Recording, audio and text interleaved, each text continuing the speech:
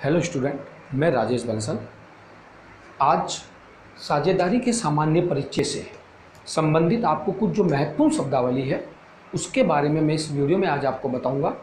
ये जो साझेदारी से संबंधित सामान्य परिचय है, ये हमारे कक्षा 12 के बोर्ड में पहले चैप्टर से ही नहीं, हमारे चारों चैप्टर जो साझेदारी से संबंधित के चारों भाग हैं, पार्ट हैं, उसमें काम आते हैं। तो आज हम साझेदारी से का सामान्य परिचय से संबंधित शब्दों का अध्ययन करेंगे और उन शब्दों के अध्ययन को मैं आपको विस्तार से समझाने का प्रयास करूंगा। सबसे पहले हमारे सामने एक प्रश्न आता है कि साझेदारी क्या है। तो बच्चों, साझेदारी वर्ड एक ऐसा वर्ड है जो हमारे लिए शायद आज नया वर्ड नहीं है। ये साझेदारी वर्ड आपने आज नहीं, अपनी लाइफ में, अपने जीवन के अंदर कई बार सुना होगा। आपने अपने घर में कहते सुना हुआ होगा कि आपके पेरेंट्स एक अन्य व्यक्ति, अदर पर्सन के साथ कोई मिलकर कार्य कर रहे हैं। आपने ये भी कहते हुए सुना होगा कि एक ज़मीन का टुकड़ा लेकर 3-4 व्यक्तियों ने उसके प्लॉट बनाकर उसको सेल आउट किया और उसका जो लाभ हुआ आपस में बांट लिया। तो साझेदारी वर्ड हमारे लिए कोई नया वर्ड नहीं है कि जिसको हम विस्तार से इतना समझें। तो मैं अब आपको साझेदारी के सीधा सा अर्थ बताता हूँ। साझेदारी दो व्यक्तियों के बीच में किया गया एक ऐसा समझौता होता है जो वो एक व्यापार को आपस में करने के लिए सहमत होते हैं और उसके लाभ और हानि को आपस में बराबर या निर्धारित अनुपात में वितरित कर लेते हैं। तो सब बच्चों, सर्वप्रथम हम साझेदारी का सामान्य परिचय के बारे में हमें सबसे पहले ये जो कुछ इंपॉर्टेंट वर्ड्स हैं, उन इंपॉर्टेंट वर्ड्स की व्याख्या अच्छी तरह समझनी होगी, क्योंकि ये वर्ड वो वर्ड हैं जो हमें साझेदारी के जहाँ भी साझेदारी से संबंधित चैप्टर है उसमें ये वर्ड बार बार यूज होते हैं और इन वर्डों को हमें बार बार यूज करना पड़ता है। तो सबसे पहले महत्वपूर्ण शब्दों के अंदर, इंपॉर्टेंट वर्ड्स के अंदर स्टूडेंट मैं बात करता हूँ साझेदारी की, पार्टनरशिप। सबसे पहला वर्ड है अपना पार्टनरशिप। तो पार्टनरशिप क्या होती है? तो डियर स्टूडेंट, पार्टनरशिप का मीन्स होता है कि दो या दो से अधिक व्यक्तियों के बीच किसी व्यापार को करने के लिए किया गया एक समझौता जो होता है वो कहलाता है साझेदारी। और साझेदारी की कुछ महत्वपूर्ण शर्तें होती है, कुछ विशेषताएं होती है जो मैं आपको नेक्स्ट स्टेप में बताऊंगा। सबसे पहले मैंने आपको अर्थ बताया, मीनिंग साझेदारी। साझेदारी के बाद बच्चों यहाँ पे वर्ड आया साझेदार। साझेदार मीन्स पार्टनर। अब बात आती है बच्चों कि पार्टनर क्या होते हैं। पार्टनर वे होते हैं जो साझेदारी में सम्मिलित होते हैं, यानी व्यापार करने के लिए क्या होते हैं, शामिल होते हैं, वो कहलाते हैं हमारे लिए साझेदार। उसके बाद है फर्म का नाम। तो डियर स्टूडेंट, फर्म का मीन्स है कि जो साझेदार आपस में मिलकर व्यापार करते हैं और अपनी फर्म को जो एक नाम देते हैं वो कहलाता है फर्म का नाम। जैसे ABC and sons, Ram and sons, ये कहलाती है नेम ऑफ फर्म।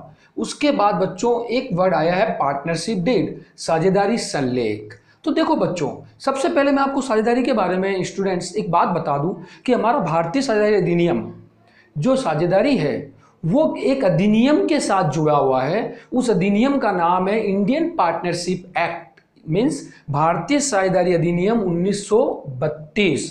तो भारतीय साझेदारी अधिनियम 1932 में स्टूडेंट्स एक वर्ड दिया गया है साझेदारी संलेख, पार्टनरशिप डीड। पार्टनरशिप डीड का मतलब होता है बच्चों कि एक फर्म में जो भी साझेदार हैं या एक साझेदारी में जो भी साझेदार हैं, उन साझेदारों के मध्य जो भी आपस में अनुबंध हुआ है, जो भी समझौता हुआ है, उस समझौते को जब वो लिखित रूप में लिखते हैं तो वो लिखित रूप में जो लिखा गया वो कहलाता है साझेदारी संलेख, पार्टनरशिप डीड।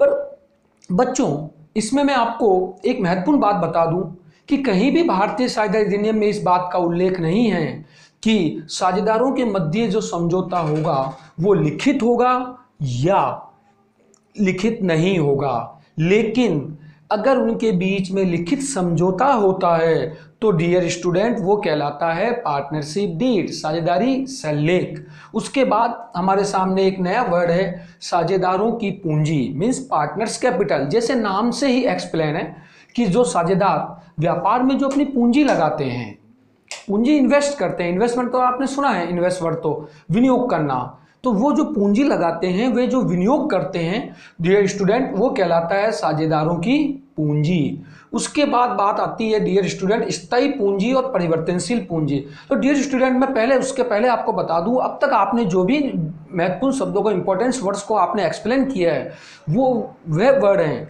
जिसके बारे में आपने पहले भी पढ़ा होगा, ठीक है, और अभी भी पढ़ रहे हैं, 11th से आप पढ़ते हुए आ रहे हैं। तो ऐसे बहुत से वर्ड आपने पहले भी पढ़े होंगे, आपके टीचर ने आपको बताए होंगे। लेकिन ये जो दो वर्ड हैं, स्थायी पूंजी और परिवर्तनशील पूंजी, इन वर्डों को आपने नहीं देखा होगा। तो डियर स्टूडेंट, सबसे पहले मैं बात करता हूँ स्थायी पूंजी यानी फिक्स कैपिटल। फिक्स कैपिटल का मतलब होता है जब साझेदार अपनी पूंजी में कोई परिवर्तन नहीं करना चाहते, उन्होंने स्टार्टिंग में जो पूंजी लगाई है वो चाहते हैं उसमें कोई पूंजी में परिवर्तन नहीं हो, तो वो कहलाती है स्थायी पूंजी। और दूसरा वर्ड है डियर स्टूडेंट परिवर्तनशील पूंजी। ये वह पूंजी है, वह कैपिटल है जो प्रत्येक साल साझेदारों की क्या होती है, परिवर्तित होती है। जैसे नाम से ही पता चलता है परिवर्तनशील पूंजी। तो परिवर्तनशील पूंजी का मतलब ही यही होता है कि प्रत्येक वर्ष, प्रत्येक साल ये वर्ष के अंत में क्या हो जाती है, चेंज हो जाती है, परिवर्तित हो जाती है, वो तो है परिवर्तनशील पूंजी। और जो परिवर्तित नहीं होती, एक समान रहती है प्रत्येक वर्ष, वो कहलाती है स्थायी पूंजी, जो कि नाम से ही डियर स्टूडेंट स्पष्ट है। उसके बाद हमारे सामने आता है डियर स्टूडेंट आहरण, ड्राइंग्स। जहाँ तक मैं सोचता हूँ ऑल स्टूडेंट कि आपने आहरण शब्द 11th में भी पढ़ा है, एक बार नहीं बहुत बार पढ़ा होगा कि आहरण क्या होता है। ड्राइंग्स अगर आपने नहीं पढ़ा तो भी मैं आपको समझा देता हूँ एक बार। ड्राइंग्स वर्ड आहरण का मीन्स होता है डियर स्टूडेंट कि प्रत्येक साझेदार वर्ष के अंदर अपने व्यापार से जो भी रुपया, नगद या माल अपने निजी प्रयोग के लिए यूज करता है वो क्या कहलाता है, आहरण कहलाता है, ड्राइंग्स कहलाता है। वापस रिपीट, ड्राइंग्स का मीन्स हुआ कि व्यापार के स्वामी द्वारा अपने व्यक्तिगत प्रयोग के लिए जो भी व्यापार से रुपया या माल का आहरण किया जाता है या यूज किया जाता है वो कहलाता है ड्राइंग्स। और डियर स्टूडेंट, आपने 11th में ध्यान से पढ़ा होगा, 11th में आपको जब स्टार्टिंग आपने की होगी, स्टार्टिंग में आपने एक वर्ड पढ़ा होगा, उसमें कहा गया था पृथक अस्तित्व अवधारणा।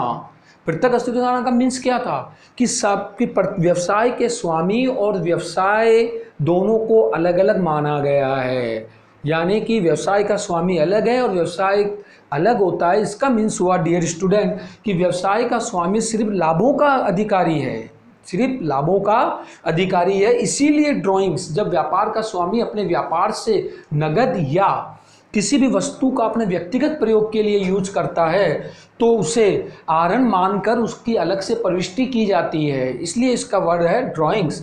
उसके बाद डियर स्टूडेंट मैं आता हूँ नेक्स्ट पॉइंट पे, लाभ विभाजन अनुपात, प्रॉफिट शेयरिंग रेशियो।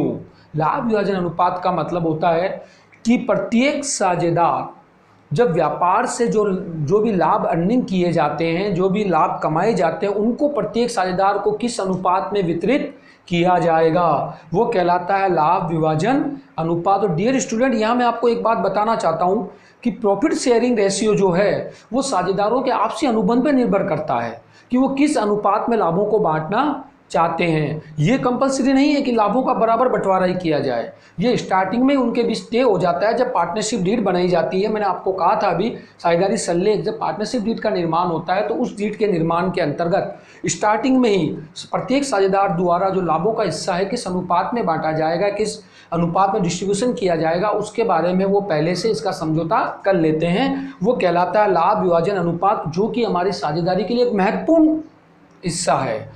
जब आप साझेदारों के अन्य चैप्टर पढ़ेंगे, मैंने आपको पहले भी बताया कि प्रत्येक की साझेदारी को कुल 4 पार्टों में बांटा गया है। पहला साझेदारी का सामान्य परिचय, दूसरा नए साझेदार के प्रवेश, तीसरा साझेदार की निवृत्ति या मृत्यु या अवकाश ग्रहण, और चौथा फर्म का समापन। तो डियर स्टूडेंट, लाभ विभाजन अनुपात जो है हमारा प्रॉफिट शेयरिंग रेशियो, ये चारों चैप्टर में बहुत इंपॉर्टेंट है, ठीक है, इसलिए इसको बहुत ध्यान से आपको एक्सप्लेन करना है, बहुत ध्यान से आपको समझना है।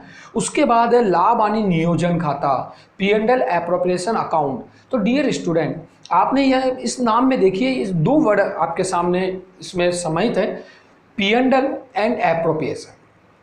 दोनों वर्ड है। तो पी एंड एल तो मैं जहाँ तक मैं जानता हूँ आपको बहुत अच्छी तरह इस वर्ड का याद होगा, आपने 11th में बहुत बार पी एंड एल बनाया है अंतिम खातों के अंदर, लाभ हानि खाता ट्रेडिंग अकाउंट के बाद शायद आपने पी एंड एल बनाया था, तो आपको ये वर्ड तो बहुत अच्छी तरह याद होगा।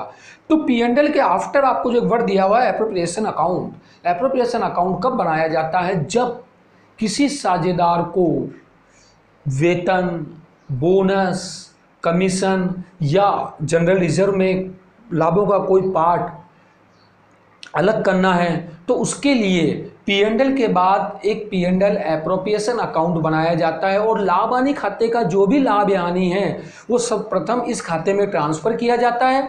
जबकि आपने 11th में dear student P and L द्वारा जो भी आपको नेट प्रॉफिट या नेट लॉस आपने कैलकुलेशन की थी वो आपने कैपिटल के अंदर ऐड या माइनस की थी बैलेंस शीट में। लेकिन अगर आप पी एंड एल अकाउंट के बाद P and L appropriation account का निर्माण करते हैं डियर स्टूडेंट, तो आपको जो भी नेट प्रॉफिट या नेट लॉस है कैपिटल में ट्रांसफ़र नहीं करनी है, सब प्रथम आपको पी एंड एल एप्रोप्रिएशन में ट्रांसफ़र करनी है। उसके बाद साझेदारों से संबंधित जो भी मदें या जो भी आइटम्स हैं जिनको आप देना भूल गए या लेना भूल गए, जैसे साझेदारों को वेतन, बोनस, कमीशन, आहरण पर ब्याज, पूंजी पर ब्याज, तो उनका समायोजन करने के बाद जो लाभ रिमेनिंग होता है उस लाभ को साझेदारों के निर्धारित लाभ या अनुपात में वितरित कर दिया जाता है।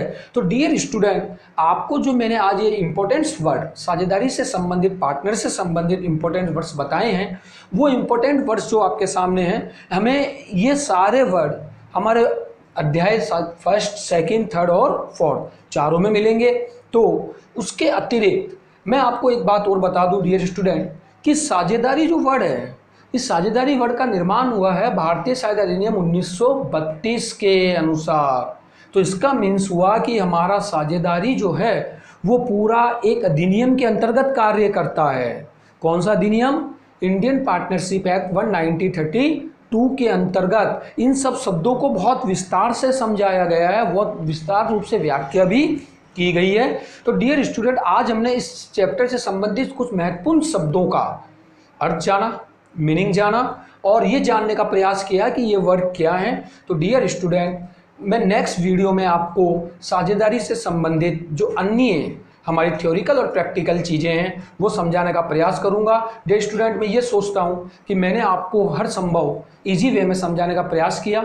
फिर भी यदि आपको किसी भी प्रकार का इसमें कोई डाउट हो या कोई चीज़ ऐसी हो जो समझ में नहीं आ रही है तो कमेंट बॉक्स में आप कमेंट कीजिए। उसके अतिरिक्त मेरे आपको कमेंट में मेरे मोबाइल नंबर्स दिए हुए हैं, आप व्हाट्सएप या मुझे कॉल पे भी कांटेक्ट कर सकते हैं।